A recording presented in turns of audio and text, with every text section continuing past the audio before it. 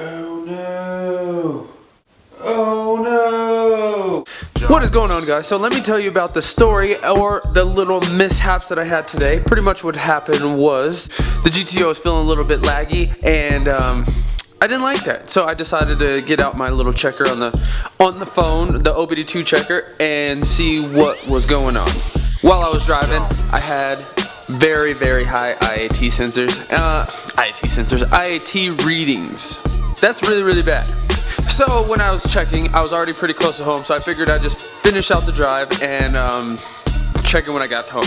I get home, I notice the fluid from my heat exchanger to the supercharger is not moving. So what I do is I know there shouldn't be an issue with this, but I check anyway. I put my hand on the supercharger lid. It's really, really hot. Then I put my hand on the intercooler, i.e. heat exchanger, and it's super, super cold. Today it was only like 45, 50 degrees outside, so I figured my IATs should not be as high as they were. And they were at 170 degrees while driving around, by the way.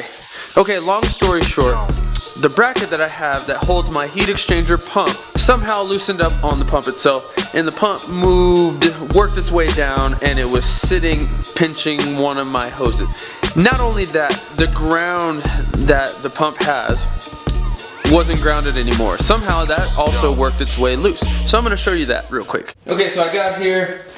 Here's my little filler. This was not moving. My lid is still warm to right now. I've already let this cool down for quite some time, and it's still warm. So what I did is pull off my front bumper, splitter, all that stuff. I drained out the fluid from the heat exchanger. Now what happened was this hose right here to the heat exchanger. This was the other. Well, I had a different hose on it, and it had a slightly thinner setup. This hose was pinched, completely pinched. And then, so here's my heat exchanger pump, and this was actually sitting way down here, causing the pinch.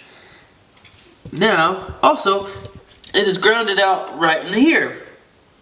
This was off, and I think this all went in unison because this morning the car was running just fine. Now, the heat exchanger pump has a little clamp that I bolted to the frame, and it does hold it pretty tight, but I think with the other hose was allowing it to collapse on itself, so it dropped down some. So with this new hose, this should hold it up a lot better. And then I got a better ground. Well, I scraped the surface so the ground is better. I'm gonna tighten this real good. I'm also gonna put a bolt on the backside somehow, and so this doesn't come loose, and then Loctite it all up. Now, if you have the LSA supercharger and you're running a similar setup to me, you want to make sure all the air is out of the system when you add the coolant to the heat exchanger and your filler cap. You want to get all the air out of it because it runs just like a radiator. And if you get little air pockets, you get these spikes in heat, and your your lid, your heat exchanger is not going to run as efficient as it can. Whew, that story was exhausting. Okay, guys, so when you're bleeding these guys, it's really important to get all the bubbles out. As I mentioned earlier, right now I just kind of jerry-rigged a hot wire to my pump and then to my battery so I could get the pump flowing, all the air bubbles out of this thing. And then, so I filled this guy up. Right now it's kind of midway through, and you'll see bubbles coming out of this. And once you get it nice and bled, the system will work flawlessly, keeping your IATs really low. So as you can hear my pumps going, as the bubbles come out, you can hear it. You'll hear the system not working as hard. See, there's a bubble. There goes another bubble. Now you guys can see, really got we're getting most of the air out of here. Once you get it low, you pull the power, and then you add more coolant.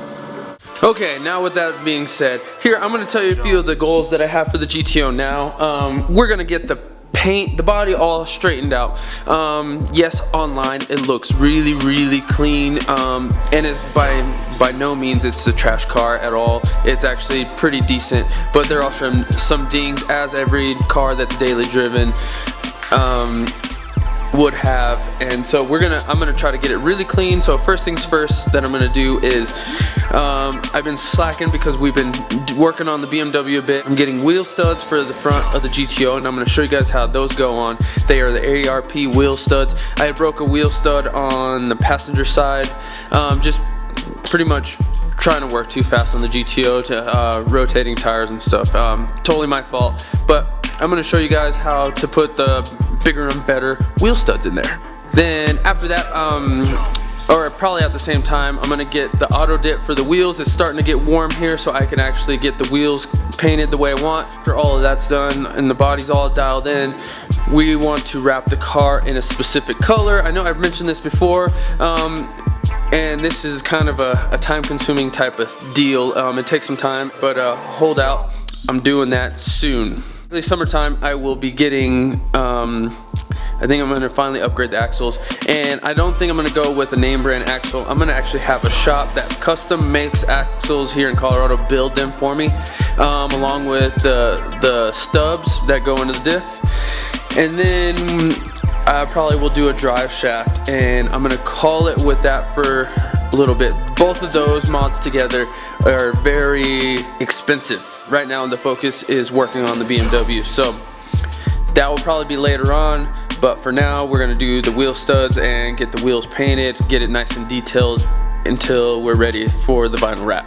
As for my dad's truck, I've been really pushing him to try to get it back here. It's almost done out of paint. They did a bunch of body work and frame work to it, so hopefully soon. I don't want to keep you guys waiting too long, but hopefully soon we get his truck here. As you guys know from a previous video, we got a turbo for the BMW. I also have a company who's interested in making an aero kit for it, which I'm going to do a bunch of videos on that, which will be really awesome.